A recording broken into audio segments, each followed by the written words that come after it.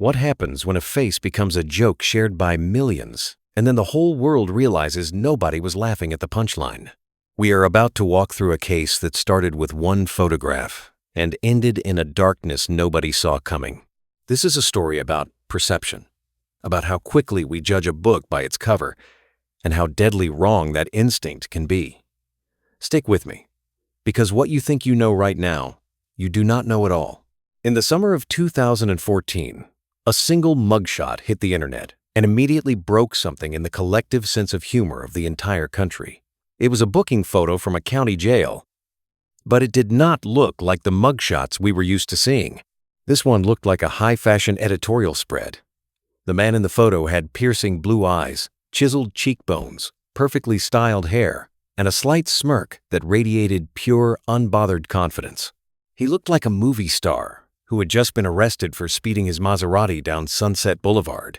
His name was Jeremy Meeks, and within hours of the Stockton Police Department posting his photo on their Facebook page, the world lost its mind. The comments came flooding in by the thousands.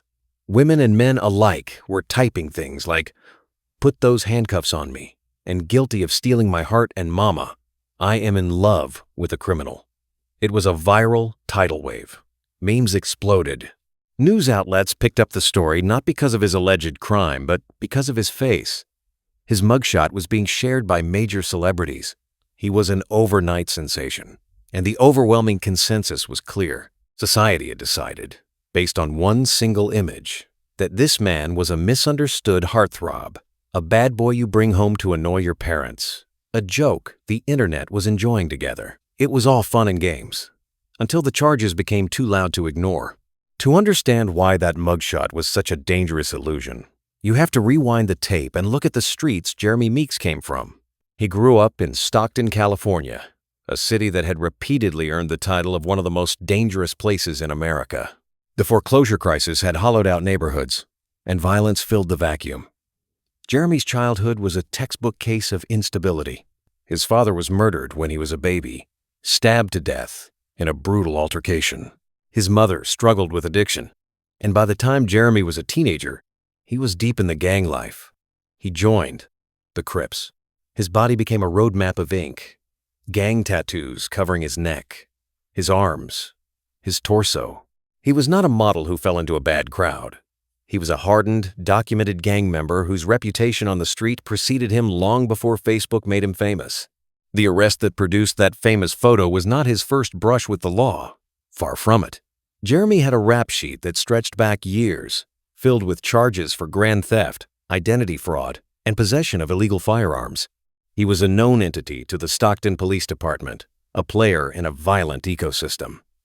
By the time he was 30 years old, he had already served serious prison time. He was on probation, supposedly walking the straight and narrow path, but the cops were watching him because they knew the cycle of recidivism is hard to break. And what they were about to uncover was not a poor guy making bad choices. It was a full-blown, systematic pattern of terror. The operation that brought him down was a multi-agency task force strike called Operation Ceasefire. This was not a random traffic stop. This was a targeted raid designed to dismantle gang networks that were flooding the streets with guns and violence. On that day in June, officers executed a warrant on a house where Jeremy was known to be staying. They were not looking for a pretty face. They were looking for firepower, and they found it. Inside the residence, locked in a safe, was a .45 caliber semi-automatic pistol, but that was just the appetizer. They also found an AK-47 assault rifle with a fully loaded magazine, a weapon designed for one thing only, to kill as many human beings as possible in the shortest amount of time. They found ammunition scattered like it was just another piece of furniture. For a convicted felon with a violent history, possessing even a single bullet is a one-way ticket back to a concrete cage. But wait, the story goes deeper, and this is where the joke of the viral mugshot becomes grotesque. As the comments piled up online calling him beautiful and an angel, the police were building a case that painted him as anything but. The weapons charge was the surface level. The underlying reality of his arrest was tied to something much darker. Jeremy Meeks was not just a passenger in a car that got pulled over. He was identified by law enforcement as a high-ranking member of the North Side Gangster Crips, a set that was actively at war on the streets of Stockton. And, in the weeks leading up to his arrest, that war had turned bloody. The arrest warrant, and the subsequent police reports, contained a detail that the fan pages and the viral news clips conveniently glossed over. The reason the task force hit him so hard, the reason they were so determined to get him off the street, was linked to a shooting. A violent, chaotic shooting that had recently torn through a neighborhood.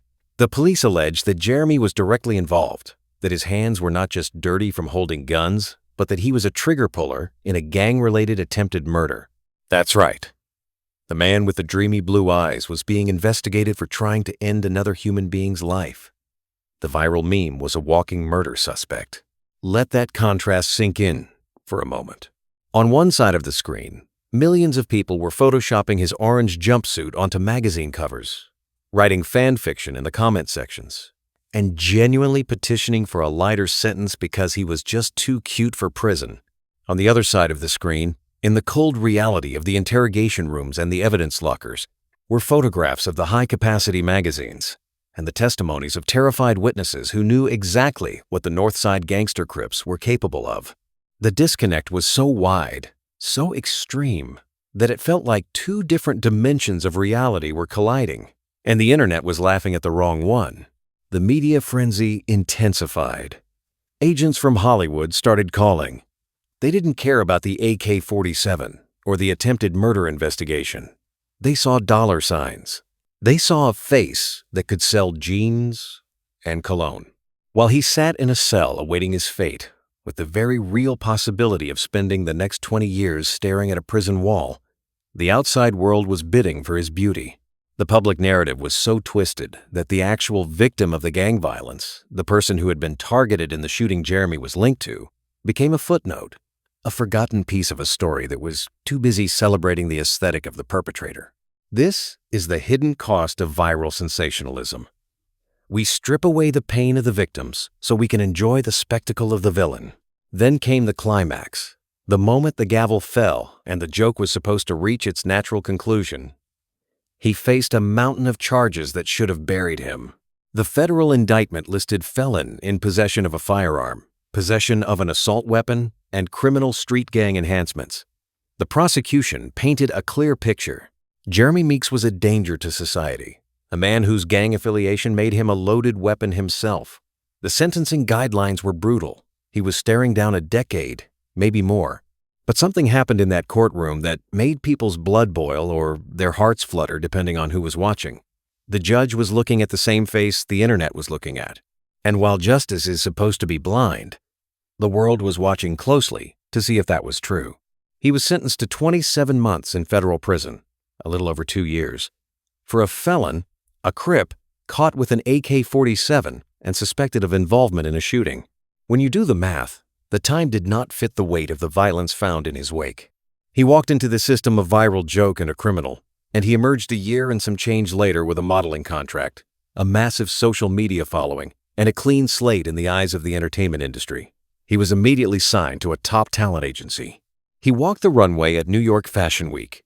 He started dating a billionaire heiress, leaving his wife, a nurse who had stood by him during the trial, for a life of private jets and VIP parties. The mugshot that was supposed to be a joke, a fleeting moment of internet laughter, completely rewrote the entire physics of cause and effect. But here is the question that should haunt you. Did that photograph blind us to the truth, or did it reveal something broken inside all of us? When the news dropped about his release and his instant rise to fame, a lot of people felt a deep, gnawing unease. It wasn't jealousy. It was a sense of moral vertigo. We had taken a man involved in a violent street gang, a man who contributed to a cycle of trauma and death that destroys communities, and we elevated him to a godlike status purely because his facial features happened to be perfectly symmetrical. What does that say about what we value? What does that say to the families who have lost sons and daughters to the very gang wars Jeremy represented? The joke was not on him. The joke was on our broken concept of consequence. Think about the guy in that other mugshot, the one who is not conventionally attractive, the one who committed the same crime or maybe a lesser crime. Nobody is writing fan fiction for him. Nobody is sending him endorsement deals. He is invisible, except for the full weight of the law that crushes him without a second thought. The Jeremy Meeks phenomenon is a case study in the halo effect, a psychological bias where the perception of beauty influences how we judge a person's character and morality. We assume the smirk was charm, not sociopathy. We assumed the blue eyes held depth, not emptiness. And we were wrong. Dead wrong. Because while he is sipping champagne in Monaco, the streets of Stockton are still bleeding. The victims of the crimes that his gang associates committed are still dealing with permanent injuries, trauma, and loss. The fantasy of the beautiful criminal erased the reality of the crime. So here we stand, years later, watching his Instagram stories, seeing the luxury cars and the designer clothes. He is a multi-millionaire now, a legitimate celebrity, and every time his face pops up, the caption is still there in the back of our minds. The viral mugshot. The bad boy gone good. But we need to stop and ask ourselves, did he go good? Or did we just stop caring about what bad really looks like? The charges we finally read, the weapons possession, the gang connections, the trail of violence, they were not the end of his story. They were the launch pad. The system did not fail him. The system was distracted by him.